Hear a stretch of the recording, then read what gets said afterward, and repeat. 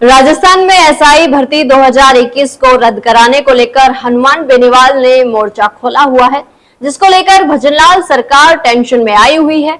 दूसरी तरफ समरावता थप्पड़ कांड को लेकर नरेश मीणा के समर्थक मैदान में कूदने को तैयार हैं, तो तीसरा मोर्चा गुर्जरों ने खोल दिया है, जिसके चलते अब सरकार तीन तरफ से घिर चुकी है। ऐसे में अब सरकार को इन तीनों मामलों को लेकर जल्द से जल्द कोई न कोई फैसला लेना ही पड़ेगा।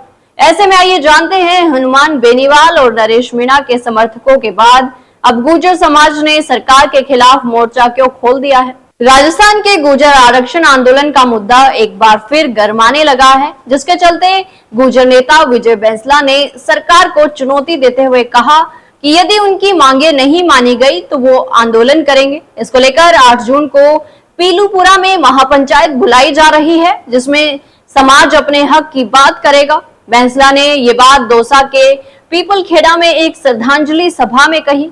ये सभा गुर्जर आरक्षण आंदोलन में जान गंवाने वालों की याद में की गई थी।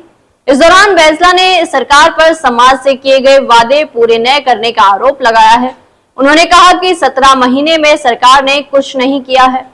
राज्य सरकार पर गुर्जर आरक्षण संघर्ष समिति के अध्यक्ष विजय बैंसला ने सीधे तौर पर निशाना साधते हुए कहा कि सरकार ने समाज के साथ जो समझौता किया था उसे पूरा नहीं किया जा रहा।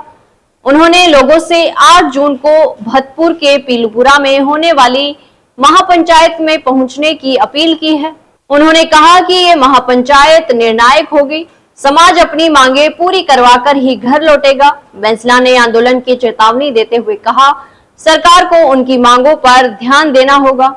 आपको बता दें, इस मौके पर गुर्जर आरक्षण समिति की ओर से पोस्टर भी जारी किया गया है। इसमें उनकी मांगों के बारे में बताया गया। समिति ने कहा कि राजस्थान सरकार ने 17 महीनों में गुर्जर आरक्षण समिति से जुड़ी मांगों पर कोई ध्यान नहीं दिया। इस दौरान पूर्व जिला प्रमुख अजीत सिंह महुआ ने भी समाज को एकजुट होकर संघर्ष करने का आह्वान किया। गुर्जर समाज ने सरकार के सामने जो मांगे रखी, उसके अनुसार रोस्टर प्रणाली बदली जाए, आरक्षण राजस्थान के स्तर पर हो। रोस्टर प्रणाली से आरक्षण का पूरा लाभ नहीं मिल रहा। एमबीसी 5% आरक्षण को 9वीं अनुसूची में डाला जाए। सीएम और एमबीसी समाज के नेता कैबिनेट अप्रूवल करवाकर इसकी सिफारिश केंद्र को भेजे। आरक्षण आंदोलन का एक भी केस वापस नहीं लिया गया है। जमीन कुर्की के आदेश भी निकाले गए, केस वापस लिए जाएं। देवनारायण योजना का क्रियान्वयन ठीक नहीं हो रहा। 17 महीने से योजना ठप है, ना स्कूटी मिल रही है और ना ही छात्रवृत्ति। योजना की मासिक समीक्षा बैठक फिर से शुरू की जाए। बीते 6 साल में बची हुई नौकरियों को एमबीसी को दिया जाए। राज्य सरकार ने जोधपुर हाईकोर्ट में लिखित में कहा कि एमबीसी आरक्षण जर्नल, फिर ओबीसी और अंत में एमबीसी वर्गों को मिलेगा, लेकिन इसका क्रियान्वयन नहीं हुआ। राजस्थान न्यायिक सेवाओं में बैकलॉग अभी लागू नहीं किया।